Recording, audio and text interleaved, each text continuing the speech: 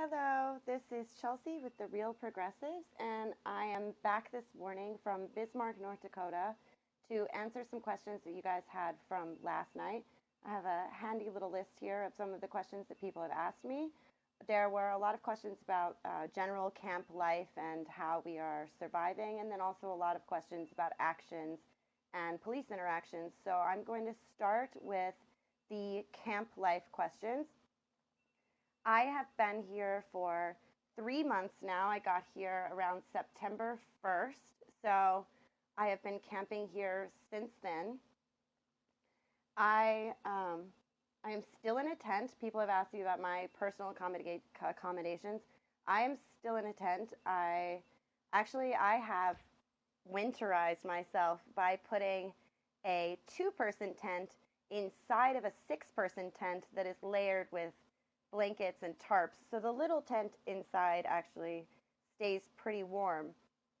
But a lot of people want to know if there are warm places to stay and if they want to come, what should they do about housing? And people ask me a lot, like at this point, should we come down with a tent? Um, if you do want to come down with a tent at this point, it needs to be a winter tent. It needs to be an Arctic tent. This is not the time to bring down your summer tents. We're long past that point. It is very, very cold. Also, there is a lot of snow on the ground. The ground is starting to freeze. It is not easy to just go in and stake down a tent anymore.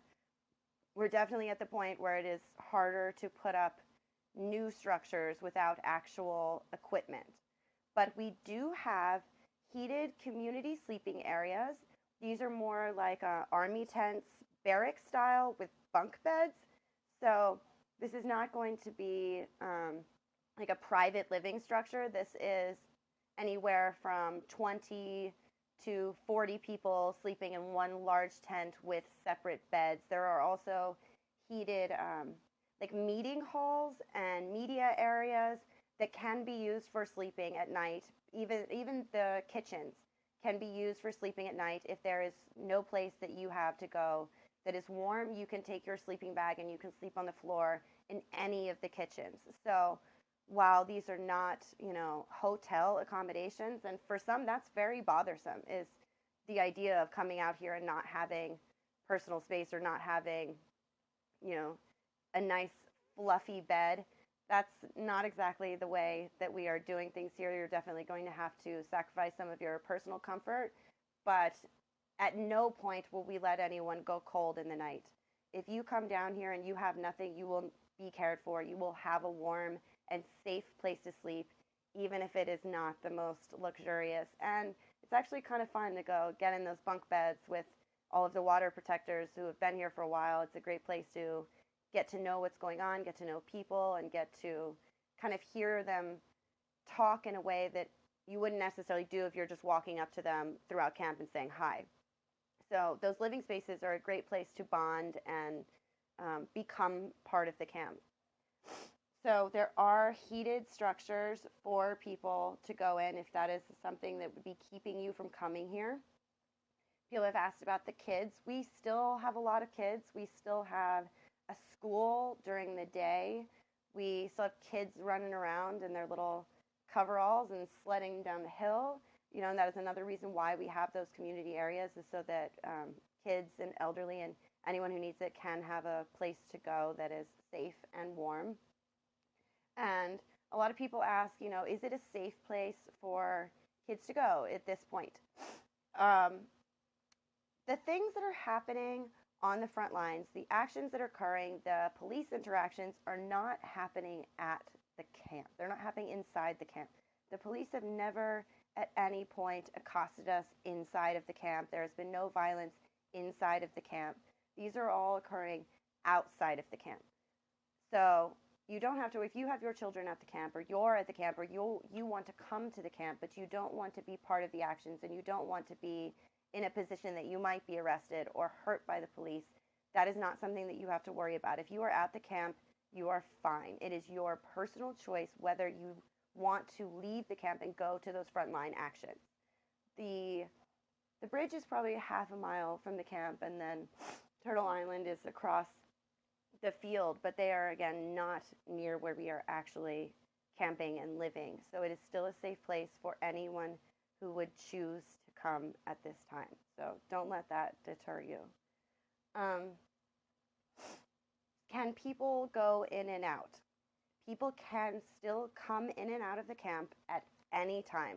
There is one road that is closed, where they have that bridge block. That's 1806. 1806 is closed indefinitely. It's not going to reopen again. You could still come in from Highway 6 to Highway 24. You just have to come in from the other end. So while it is a little bit more inconvenient and it takes more time, it is one you can 100% still come in and out at any point in time. We're still making grocery runs. We're still going to do laundry and, do the things that we need to do. We are not trapped inside of the camp, and we are not in any way barring anyone from coming into the camp. There are checkpoints along the road at times. They are not always there, but they do not keep you from coming in. You can still come in. So, though that is something that may or may not change after the eviction notice date, because that is one thing they said, is that they will not forcibly remove us, but that anyone who is coming in and out of the camp is subject to being ticketed or arrested. So that is something that is still up in the air, as we don't know how they will handle that, because they could very much say, we're not going to forcibly remove you, but anybody who leaves this camp, we're going to arrest you because we know that you've been there. So that is something that we'll have to reevaluate in the next few days. There is still a drug policy that is very much enforced. There is no drugs or alcohol inside of the camp. You cannot go into the camp if you have it, and you cannot go into the camp if you have it inside of your body. So it is still very much a sober living environment, and there is a zero tolerance policy for drugs and alcohol in the camp. So don't bring it. Is there documentation of the police acts of violence?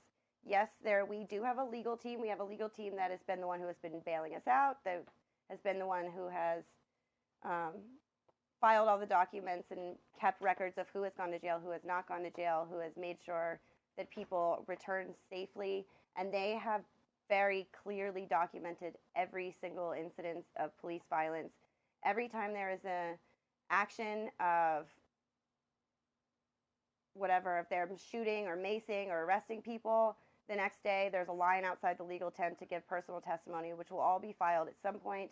And like I said before, we've also had the UN come in, and the ACLU has come in. So there is a lot of documentation of the police violence. So this is not something that I would expect to be some kind of miracle cure in the next couple of weeks. This is going to be a legal process that is going to take time, and hopefully down the road it'll be something that will deter these kind of things from happening again, but I don't think that it is something that is going to put a halt on what they're doing now. So while it's very important that we do that, I'm not going to put any stock into the fact that Morton County Sheriff's is going to see these, and then next week they're going to decide to not, spray tear gas canisters into the crowds anymore.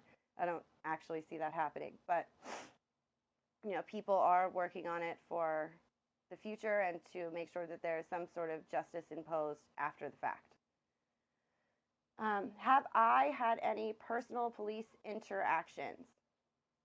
Yeah, I've had a few. I've been here for 3 months now, and I've been on the front line more times than I could count. I don't even know how many times at this point. I have not been arrested. I'm not really sure how I haven't been arrested, but I have not. I'm quite sure that me being a white girl might have something to do with that, but I have been maced. I have been tear gassed. I have not been hit with the rubber bullets. I was hit with the water hoses on that Sunday night. So while I have not been arrested, I have had many interactions with the police. Somebody asked, do they talk to you? Sometimes they do. Every once in a while. Not all of them, certainly not all of them. You can kind of see when you're looking at them. Some of them are not going to talk to you. And then some of them, you can see that they actually feel bad at what they're doing. Some of them have said thank you. Some of them have smiled. Some of you will remember the one time that we went out to one of the construction zones, and they actually did a line of shaking hands. So that was kind of before the escalation. But there was a time when they did talk to us far more than they talk to us now. But now they're much further away, and the actions that we've been having closer to the camp at the Turtle Island and at the bridge, they have a barbed wire fence. They have a cement blockade. They're several feet away from us. We cannot get to them. We can't get anywhere near them. Nobody's going to go over this barbed wire to get to them, and they're not going over the barbed wire to get to us. So the idea that they need to spray us with water hoses in 30-degree weather or tear gas us so because they are afraid is ridiculous. Nobody is going to cross these blockades to go get to them. And what's the worst we can do at this point? Throw snowballs and then hear a couple of their female officers talk about how they were violated by the male protectors of this camp. The Morton County Sheriff's Department has absolutely zero room to talk about the treatment of women after any of this. I think that, saying that we threw snowballs at them and that somehow violated the women, they have done far worse to the women of this camp. They have done horrendous shit that you wouldn't even have imagined that they could have possibly done. Like when they stripped down female prisoners in front of other male prisoners and male officers. They don't allow the women to request to be stripped in front of only female officers. They wrote numbers on their arms. They kept them in dog cages. They don't feed them. They refuse to give them medication. Please tell us again about how we have actually somehow violated the female police who got snowballs thrown at them. That is the most juvenile complaint I have ever heard in my entire life. So as a woman, I'd like to sit down and talk to these women about, what our standards are of mistreatment, because I feel like they have totally fucked it up at this point. Let's see. Somebody asked, do you think that they will accidentally finish the pipe? I think that is one of the very possible outcomes of how this could go, because as things are getting colder and it's getting harder to leave, and the misinformation is just everywhere, and they have all of their equipment, I think there's only a few ways that this can go. Either there's going to be some massive intervention from Obama or somebody in the government who says, no, we're going to stop this now. Or the water protectors are, by some miracle of God, going to be able to actually get to construction site and stop it themselves. But even if they could, maybe they stop it for one day, or they're going to accidentally finish it overnight, and then somebody's going to tell us, oh shit, the pipeline's done, and there won't be much that we can do about it. They can finish the entire pipeline without ever coming to our camp. We don't have to move. We can stay exactly where we are. We can continue to go about our day. We can do this for months, and they can still finish that pipeline because we are in no way in the way of construction. So, yeah, I think that's a very real possibility that we'll wake up one day and we will learn that the pipeline is done. Though DAPL did announce recently that they will not be done by the January 1st deadline. So it's not as immediate as we might have once thought. But I don't know anything about how long that it would take to drill under a river like that. Somebody did ask, are they drilling now? Yeah, I think they are. Jordan, do you know if they're drilling now? I don't have confirmation, but a lot of people say they are. Say hi. Hey guys, Jordan with the Young Turks and my Switzerland. No confirmation, but a lot of people say that they are. There's no way of really confirming at this point unless we can get some really good drone footage. But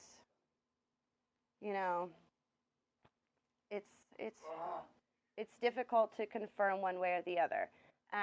Somebody else asked me, what time do you guys get up every day and go to the front lines? It doesn't really work quite like that. We do have action meetings every day. They are every morning. And then we also have action meetings every afternoon. And typically at those meetings, it's a day-by-day information stream. So you're not going to get up every day and know, like, oh, okay, we're going to go straight to this place every morning. No, you get up every day, and then you see what is planned for that day. You see who's doing what, where you need to be, where do the protectors need to be, where are we rallying, where are we going, you know. And then there are days of rest. And especially like after more massive incidents like the previous Sunday, you know, there's typically a couple of days after that there are days of rest, because we do have our medic team and our legal team. So when things like that happen and there's a huge influx of hundreds of people who are now being treated for injuries relating to hypothermia or tear gas, you know, we have to give not only them time to rest, because those are our troops who are now, you know, not in their best of health.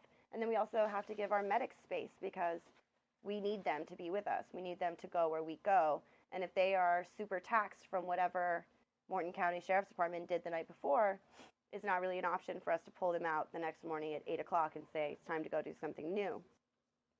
So there is no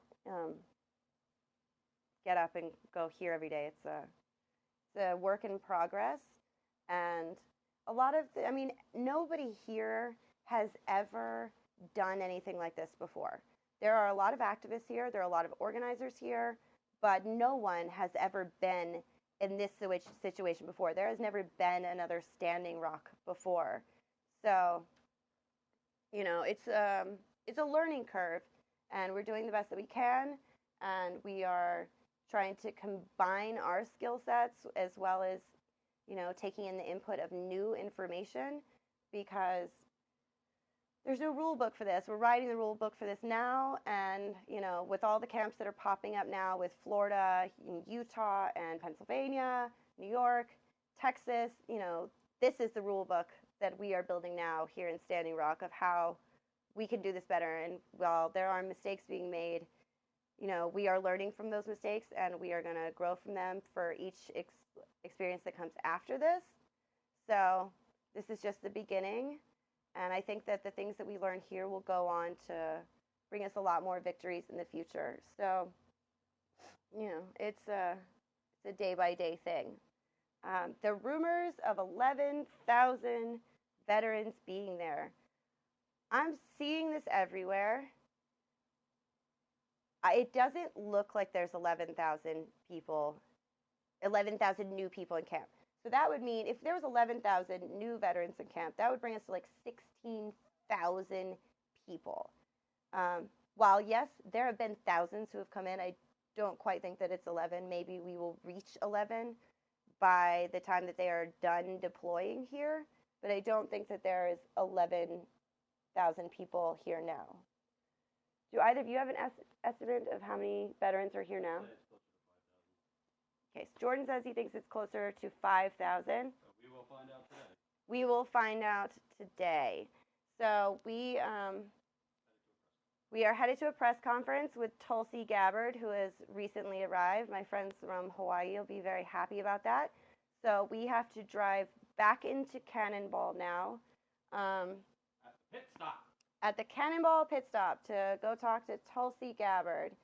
It was supposed to be at 1, but now it's at noon, so we have to leave a little bit earlier. I think I went over all of the questions here. The only question that I have not answered is, do we have any future plans? Of course we have future plans. Don't think that I can say them on a live stream, but there are very much future plans, both for what we will do within the camp and what we will do at the future camps, and how this will continue to go on. So I know what their future plan should be. You know what whose future plan should be. Or your great viewers. Just go to TYT Politics and watch my Hillbilly Undercover video, just published 20 minutes ago. Okay. Just letting you know. So Jordan wants you all to know about the beautiful adventure that we went on yesterday. So before I go, Lyons Kent, yesterday we went, we decided to come down to Bismarck and go to the Walmart and the mall. We got Jordan a nice Ford t-shirt and a Realtree cap so he would blend in more sufficiently. And he walked around, he did interviews for Real American News, and we decided to see what kind of responses would come out if he wasn't Jordan from TYT Politics and he was Jordan from Real American News in Texas. So he threw on a beautiful country accent, and we got some very interesting responses. So that is up on TYT Politics YouTube now. Is it on Facebook too? It'll be up on Facebook in a minute. It's really funny. There was a lot of varying responses. None of these people seemed to know that it was actually going to go through Bismarck first. So everybody, that was a question that he repeatedly asked, and they're like, "Oh no, we didn't hear that. Maybe it's just a lower population." There was also a woman who said that if the natives wanted people to give a shit about their neighborhood, then maybe they should make it cleaner. So those were the kind of responses that were solicited yesterday. So you guys check that out on TYT Politics. And we are going to go talk to Tulsi Gabbard and then hopefully reconvene later. So thank you guys for watching. Thank you for all of your support.